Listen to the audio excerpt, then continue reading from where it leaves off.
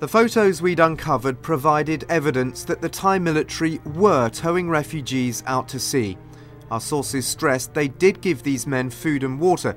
The Thailand's Prime Minister, who recently came to power, says the practice is wrong and the government is investigating. Yes, I believe that at times when there is, as I said, a lot of pressure in terms of the numbers of these people coming in, there are attempts, I think, to try to let these people drift to other shores.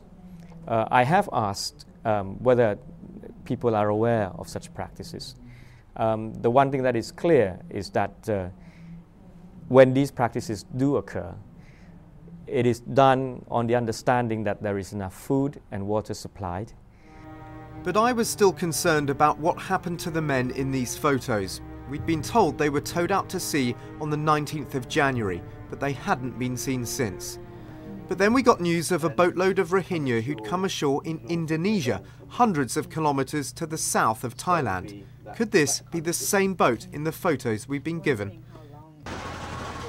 We travelled to the Indonesian port of Idi, where we were told a fishing boat had found a group of half-starved Rohingya drifting in a boat far out to sea. And this was the boat they arrived in. It looked exactly the same as the one in the photos, even down to the distinctive planking on the side. We found some of the Rohingya men in the local hospital.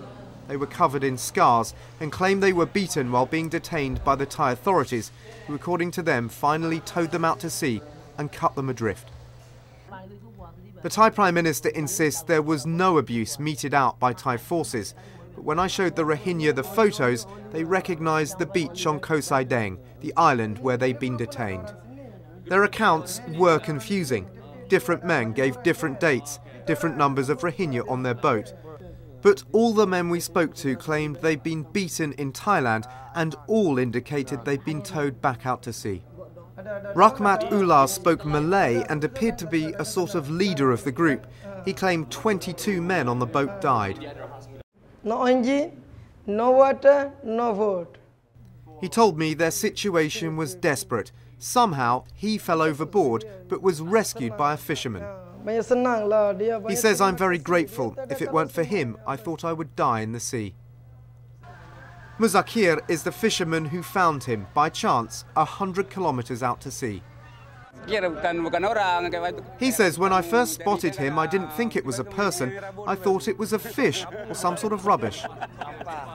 Rahmat was so grateful because Muzakir not only saved him, but also found the refugees' boat and towed them all to shore. Rahmat, like the others, knows they almost never made it. But after we left, an aid worker who works with the Rohingya showed us evidence that suggests Rahmat may have been more than just a leader of this group.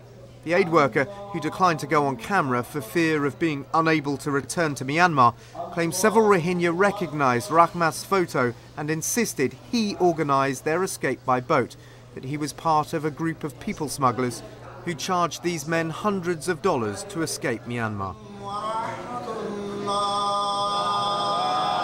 Rahmat says he has no connection to people smugglers, he was just seeking a better life.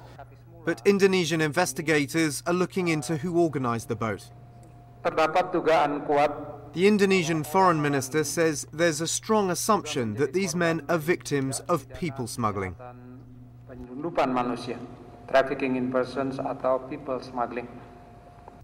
The UN's refugee agency confirmed many Rohingya are persuaded to board boats by unscrupulous people smugglers.